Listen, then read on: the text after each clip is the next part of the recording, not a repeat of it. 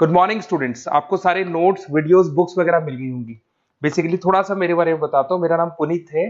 MBA का classes लेता हूँ। 2006 से पढ़ा रहा हूँ। 20 इयर्स का मेरे को एक्सपीरियंस है। VGU, Poornima, JECRC, Arya, ILM, IRM, IPS business school, सब में मैं जा रहा हूँ और एज अ गेस्ट फैकल्टी पढ़ा रहा हूँ। और इवनिंग में मेरा क्लासेस चलता है, ऑनलाइन ऑफलाइन रिकॉर्डेड, तीनों मोड पे क्लासेस चलता है। उसके अलावा एक टॉप कॉलेज है एमबीए का, आईएम अहमदाबाद, वहां मैं बच्चों को हर साल लेके जाता हूँ।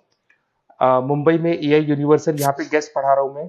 जेईसीआरसी में पढ़ा रहा हूँ, आर्या कॉलेज में पढ़ा रहा हूँ। इन कॉलेजेस में मैं पढ़ा रहा हूँ। देखिए, राइटर भी हूँ। 2008 से मैंने बुक्स वगैरह लिखना स्टार्ट कर दिया था। यूट्यूब पे सारे वीडियोस मिल जाएंगे, रिकॉर्डेड लाइव लेक्चर सब कुछ मिल जाएंगे। बस एक छोटा सा इंपॉर्टेंट डिस्कशन आप लोगों से करना था। एमबीए आप कहीं से भी करें, थोड़ा सा मेरे से आप डिस्कस करके अगर आप एमबीए ज्वाइन करते हैं तो आप थोड़ा सेफर मोड में रहेंगे। उसका रीजन बताता हूँ क्यों। क्योंकि मेरे को जो एक्सपीरियंस है ना 20 इयर्स का, एमबीए में प्लेसमेंट होगा कि नहीं होगा, कॉलेजेस कैसे पढ़ाते हैं, क्या उनका प्लेसमेंट स्ट्रक्चर है, क्या इंटरनल एक्सटर्नल इन्फॉर्मेशन है, मेन चीज अंदर क्या चल रहा है उनके। क्योंकि मैं तो रेगुलर कॉलेजेस में जा रहा हूँ तो मेरे को पता है कौन से कॉलेज में क्या चल रहा है। तो आप मेरे से थोड़ा सा एडवाइस लेके अगर आप एडमिशन लेते हैं तो थोड़ा सा सेफर जोन में रहेंगे। बाकी आपके डिस्टेंस के ऑनलाइन के एडमिशन, मणिपाल हो गया, एमएटी हो गया, ज्ञान विहार हो गया, तो यहाँ भी आपको अवेलेबल हो जाएंगे। तो आप अगर एडमिशन लेते हैं तो प्लीज मेरे से कंसल्ट करना। हो सकता है कि मैं आपको एक बेस्ट कॉलेज बता पाऊं और एक सेफर जोन में लेके जा पाऊं। क्योंकि एडमिशन लेने के बाद बच्चों को लगता है कि यार गलत जगह चले गए। Okay, best of luck. मेरा नंबर आपके पास है। साथ के साथ अगर आपको कोई और क्वेरी चाहिए तो मेरे को व्हाट्सअप करें या कॉल कर सकते हैं। Okay, best of luck. नमस्कार। और हमारी आज की इस खास चर्चा में आपका स्वागत है। कभी सोचा है कि जब हम जोमैटो से खाना ऑर्डर करते हैं तो हम असल में क्या खरीद रहे होते हैं? अच्छा सवाल है। रेस्टोरेंट का खाना, डिलीवरी वाले का समय, या फिर बस अपनी उंगलियों पर मौजूद वो सहूलियत? ये सवाल सुनने में तो आसान लगता है, पर इसका जवाब आज की दुनिया में बहुत उलझ गया है। बिल्कुल। तो आज हम इसी उलझन को सुलझाने की कोशिश करेंगे। हमारे पास सेवाओं को समझने के कुछ पारंपरिक तरीके हैं, कुछ पुराने नक्शे हैं, और आज का हमारा मिशन सिर्फ इन नक्शों को पढ़ना नहीं है, बल्कि ये देखना है कि आज की ऊबर, नेटफ्लिक्स और अमेज़न जैसी कंपनियां इन नक्शों को कैसे एक तरह से फाड़ कर फेंक रही हैं और नए रास्ते बना रही हैं। हम देखेंगे कि ये पुराने नियम कहाँ टूट रहे हैं। और ये समझना सिर्फ कोई दिमागी कसरत नहीं है, ये आज के बिजनेस की असलियत को समझने की चाबी है। सही बात है। डेटा, अनुभव, और जो कंपनियां इन धुंधली होती लाइनों को समझ जाती हैं वही आज की रेस जीत रही हैं। अच्छा, ये जानना कि कोई कंपनी असल में क्या बेच रही है, यही बताता है कि वो सफल क्यों होगी या असफल क्यों होगी। ठीक है, तो चलिए इन धुंधली होती लाइनों को और करीब से देखते हैं। सबसे पहला और क्लासिक तरीका सेवाओं को बांटने का यह है कि सेवा किस पर की जा रही है, किसी इंसान पर या उसकी किसी चीज पर। People based versus possession based. हाँ, मतलब हेयर कट बनाम कार रिपेयर। एक में आप खुद मौजूद होते हैं, दूसरे में आपकी कार। बहुत सीधा साधा लगता है ना? लगता तो है। पहले इस वर्गीकरण का आधार था भौतिक उपस्थिति, यानी फिजिकल प्रेजेंस। बिल्कुल। हेयर कट के लिए आपका सैलून में होना जरूरी था, लेकिन अब सोचिए टेली हेल्थ के बारे में। हाँ, ये तो सब कुछ बदल देता है। तकनीक ने उपस्थिति के नियम को ही तोड़ दिया है। वाह, ये तो मैंने सोचा ही नहीं था। इसका मतलब है कि सेवा का कहाँ होना अब उतना मायने नहीं रखता। और सिर्फ टेलीहेल्थ ही क्यों, अब तो गाड़ियों की भी रिमोट डायग्नोस्टिक्स होती है। बिल्कुल होती है। मैकेनिक हजारों मील दूर बैठकर बता सकता है कि इंजन में क्या गड़बड़ है। तो ये एक तरह से कब्जे पर आधारित सेवा है, लेकिन बिना कब्जे के। बिल्कुल। और देखिए कि अर्बन कंपनी जैसी कंपनियां क्या कर रही हैं। हाँ, वो तो घर पर ही सब कुछ ले आए हैं। वो लोगों पर आधारित सेवा जैसे कि मसाज या हेयर कट को आपके घर ले आई हैं। इससे पूरा समीकरण ही बदल गया।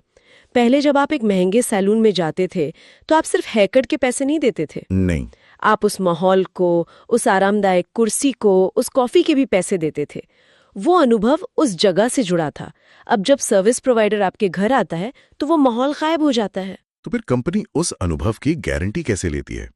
मतलब भरोसा किस पर किया जाए? यही तो नया खेल है। अब भरोसा उस जगह पर नहीं बल्कि प्लेटफॉर्म पर होता है। अच्छा, ऐप पर। हाँ। अर्बन कंपनी की रेटिंग, उसके नियम, उसकी ग्राहक सेवा, ये उस अनुभव की गारंटी बनते हैं। जिम्मेदारी एक बिल्डिंग से हटकर एक ऐप पर आ गई है। ये एक बहुत बड़ा मानसिक और व्यावसायिक बदलाव है। कमाल है। तो पहली लाइन तो पूरी तरह से धुंधली हो चुकी है। अब दूसरी लाइन पर आते हैं। सेवा किसके लिए है? एक आम इंसान के लिए जैसे हम कंज्यूमर सर्विस कहते हैं, या किसी कंपनी के लिए। हाँ, किसी कंपनी के लिए, यानी बिजनेस सर्विस। जैसे एक नेटफ्लिक्स सब्सक्रिप्शन, ये तो साफ तौर पर एक कंज्यूमर सर्विस लगती है। ऊपर से देखने पर तो यही लगता है, लेकिन चलिए इसकी गहराई में उतरते हैं। गूगल सर्च के बारे में सोचिए। हाँ, हम और आप इसे रोज इस्तेमाल करते हैं, मुफ्त में। ये एक बेहतरीन कंज्यूमर सर्विस है। लेकिन क्या हम गूगल के ग्राहक हैं? नहीं, मतलब नहीं, हम गूगल के प्रोडक्ट हैं। मतलब ये कि गूगल हमारा ध्यान और हमारा डेटा इकट्ठा करके विज्ञापन देने वाली कंपनियों को बेचता है। तो गूगल के असली ग्राहक वो कंपनियां हैं जो विज्ञापन देती हैं। अच्छा। इसलिए अपने मूल में गूगल सर्च एक बिजनेस टू बिजनेस यानी B2B सर्विस है, जो हमें एक मुफ्त कंज्यूमर सर्विस के पर्दे के पीछे से दी जाती है। इसी मॉडल को B2B2C कहते हैं, business to business to consumer. बिल्कुल। और इंटरनेट की ज्यादातर मुफ्त सेवाएं इसी पर चलती हैं। अच्छा, तो इसका मतलब है कि फैसले लेने का तरीका भी बिल्कुल अलग हो जाता है। मैं कौन सी वेब सीरीज देखूंगा, ये मेरा एक भावनात्मक फैसला है। लेकिन नेटफ्लिक्स ये फैसला कैसे लेता है कि कौन सी सीरीज बनानी है? वो तो पूरी तरह से डेटा और नंबरों पर आधारित एक बिजनेस फैसला होगा। बिल्कुल। वो देखते हैं कि किस तरह की कहानी सबसे ज्यादा सब्सक्राइबर लाएगी और सबसे कम लागत में बनेगी। आपने बिल्कुल सही नस पकड़ी। वो हमारी भावनात्मक जरूरतों को पूरा करने के लिए बेहद ठंडे और तार्किक व्यावसायिक फैसले लेते हैं। वाह। वे एक ही समय पर दो बाजारों में काम कर रहे हैं। एक बाजार है हम जैसे दर्शक जिन्हें मनोरंजन चाहिए, दूसरा बाजार है निवेशक और प्रोडक्शन हाउस का जिन्हें मुनाफा चाहिए। इन दोनों बाजारों की जरूरतों में संतुलन बनाना ही इन प्लेटफॉर्म्स की सबसे बड़ी चुनौती और सफलता का राज है। ये तो शतरंज के खेल जैसा है, जहां हर चाल का असर दो अलग अलग बोर्ड पर पड़ता है। ये वाकई जटिल है, और ये हमें सबसे उलझे हुए सवाल पर लाता है, वो तीसरी लाइन जो मूर्त और अमूर्त चीजों के बीच है। Tangible versus intangible. हाँ, पुरानी दुनिया में ये आसान था। रेस्टोरेंट का खाना मूर्त है, उसे छू सकते हैं। वकील की सलाह अमूर्त है, उसे सिर्फ समझ सकते हैं।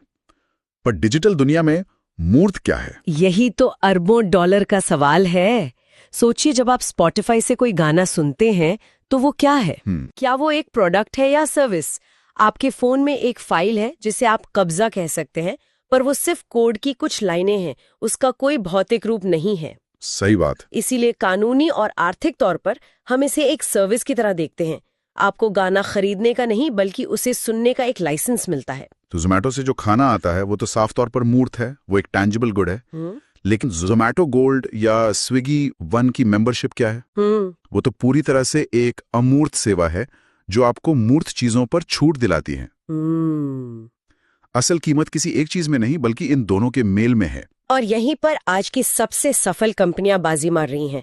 वो किसी मूर्त चीज के चारों ओर सुविधा, डेटा और अनुभव की एक अमूर्त परत लपेट देती हैं। अच्छा। उबर के पास अपनी कोई कार नहीं है, एयरबीएनबी के पास अपना कोई होटल नहीं है। वे क्या बेच रहे हैं? कनेक्शन। असली पैसा, असली कीमत उस अमूर्त परत में है, उस ऐप में है, उस भरोसे में है। तो जब हम माइक्रोसॉफ्ट 365 या अडोबी क्रिएटिव क्लाउड जैसा कोई सॉफ्टवेयर खरीदते हैं, तो हम क्या खरीद रहे हैं? एक प्रोडक्ट या एक सर्विस?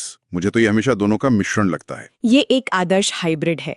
इसे इंडस्ट्री में प्रोडक्ट एज अ सर्विस या पास कहा जाता है। पास। हाँ, आपको एक प्रोडक्ट की सारी कार्यक्षमता मिलती है, लेकिन उसका डिलीवरी मॉडल एक सर्विस वाला है।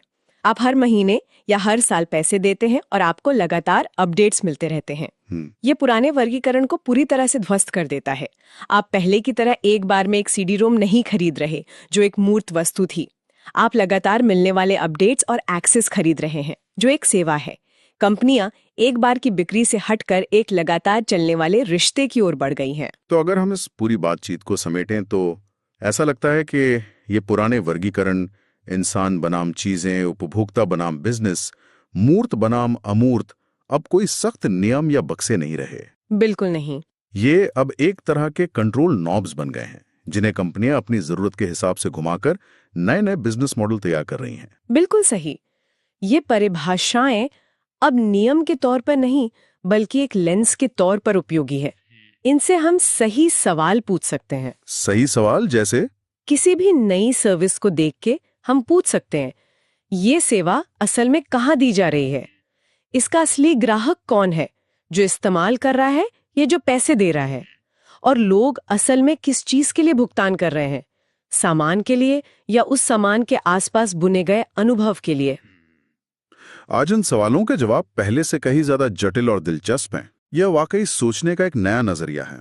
और जाते जाते श्रोताओं के लिए एक आखिरी विचार छोड़ते हैं। हमने बात की कि तकनीक कैसे इन पुरानी लाइनों को धुंधला कर रही है। अब अगली सीमा के बारे में सोचिए, आर्टिफिशियल इंटेलिजेंस यानी एआई। ओहो, वो तो एक बिल्कुल ही अलग दुनिया है। मान लीजिए आप एक एआई बॉट से वित्तीय सलाह लेते हैं, तो ये क्या है? क्या ये एक शुद्ध सेवा है जैसे किसी इंसान से मिलती? पर यहां तो कोई इंसान है ही नहीं। तो क्या इसे प्रोडक्ट कहेंगे? तो क्या ये एक प्रोडक्ट है? क्योंकि आखिरकार ये एक सॉफ्टवेयर ही तो है। या फिर ये पूरी तरह से कुछ नया है जिसके लिए हमारे पास अभी शब्द भी नहीं है? जैसे जैसे एआई हमारी सेवाओं का हिस्सा बनता जाएगा, हमें शायद इन चीजों को समझने के लिए एक पूरी नई डिक्शनरी बनानी पड़ेगी।